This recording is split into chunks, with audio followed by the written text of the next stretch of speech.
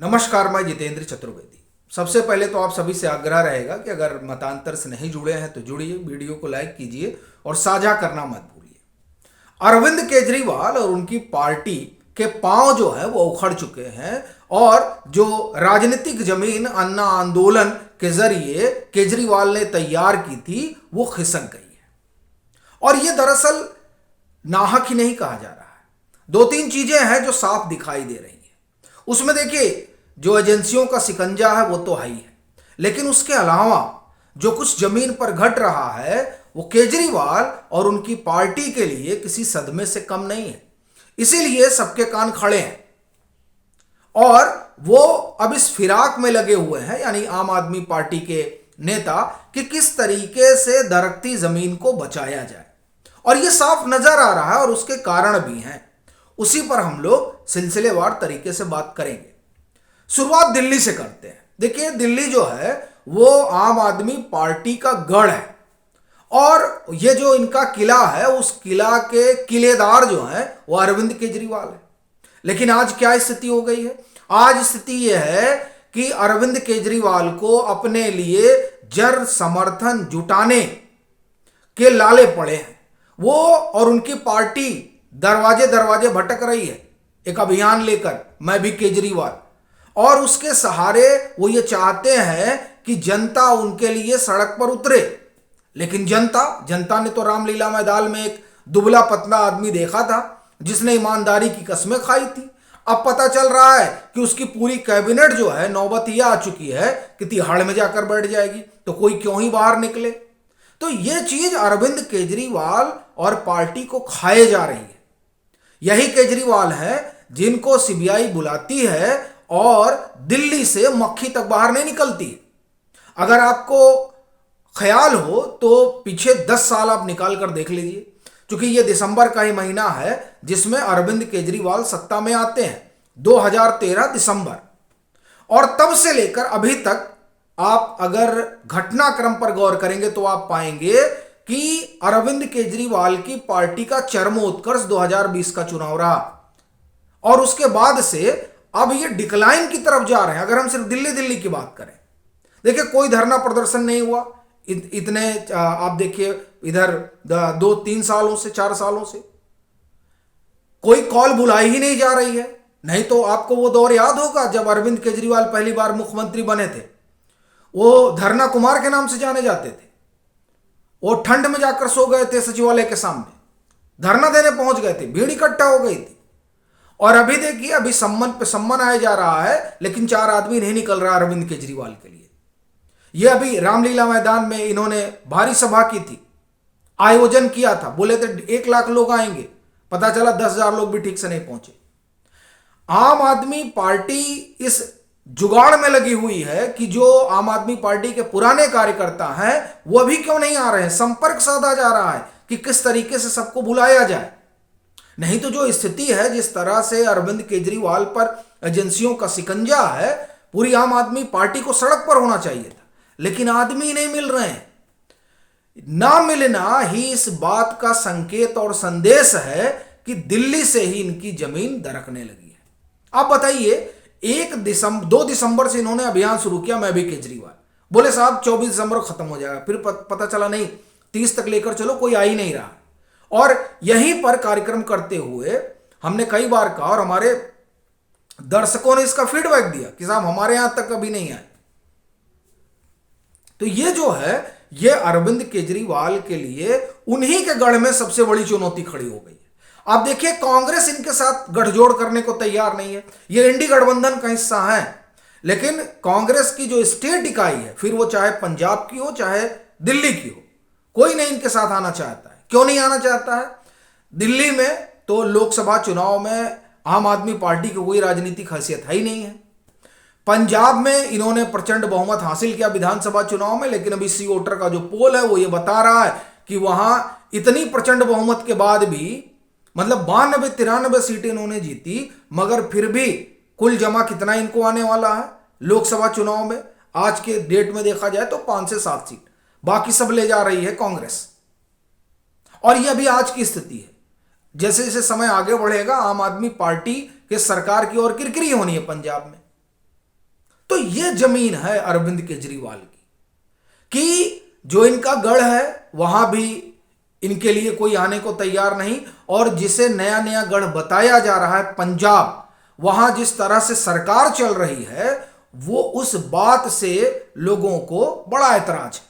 और सबसे बड़ी चीज यह है कि आपने मुख्यमंत्री भगवंत मान को बनाया और उनके ऊपर सुपर कैबिनेट बैठा दी राघव चड्ढा वाली।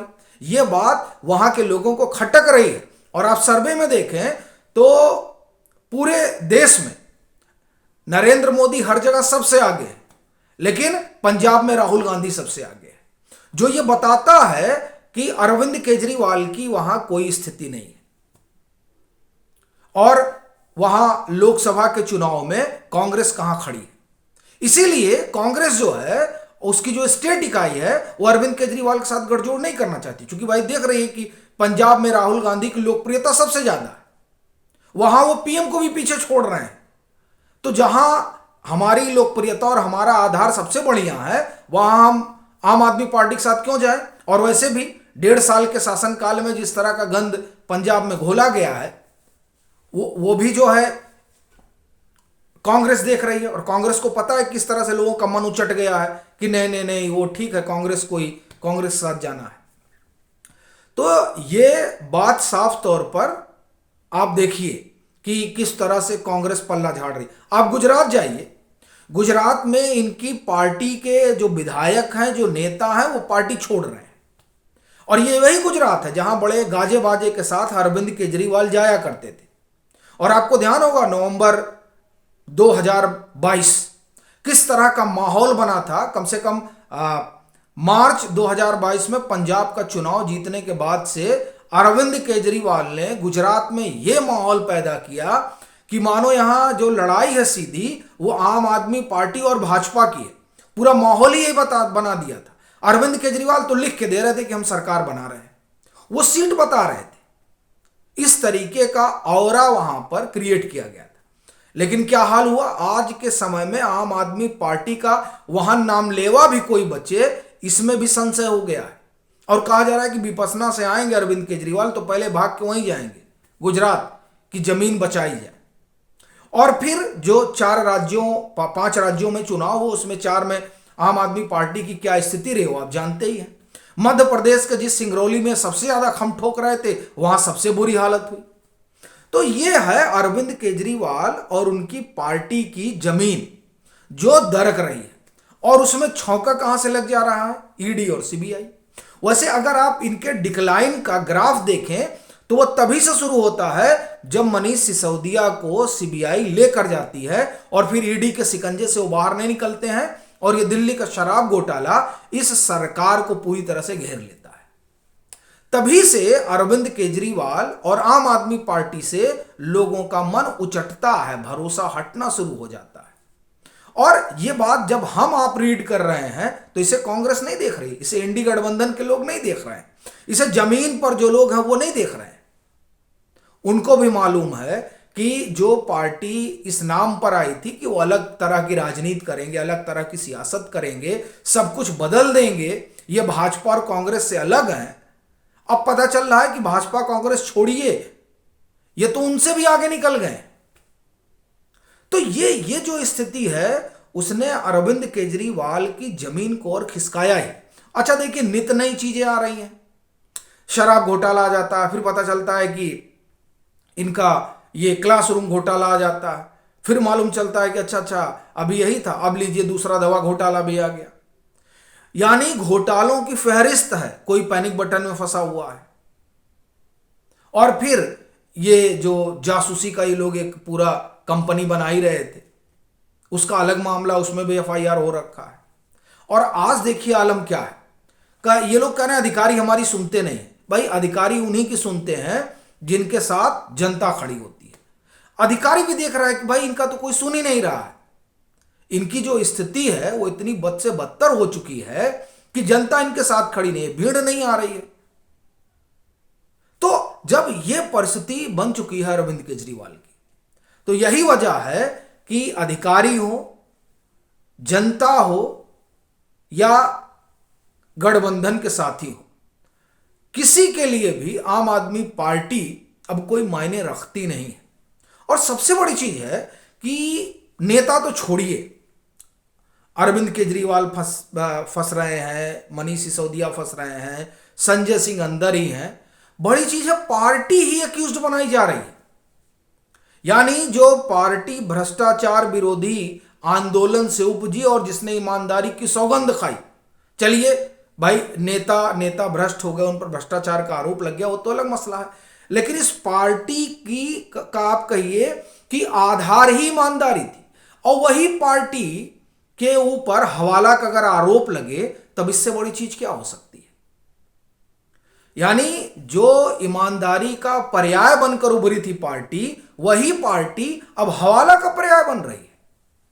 यह जो कॉन्ट्राडिक्शन है उसने अरविंद केजरीवाल और उनकी पार्टी को ऐसे दोराहे पर लाकर खड़ा कर दिया है जहां उनके साथ गठबंधन के साथी गठबंधन को तैयार नहीं है और जनता इनके कहे को मानने को तैयार नहीं है।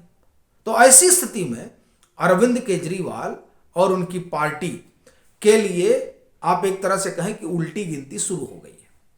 अब यह देखने वाली बात रहेगी कि 2024 में इस पार्टी का अपना भविष्य क्या होता है। आपकी क्या राय है जरूर साझा करिएगा। मतांतर से नहीं जुड़े हैं तो जुड़िए, वीडियो को लाइक करिए और खूब शेयर करिए।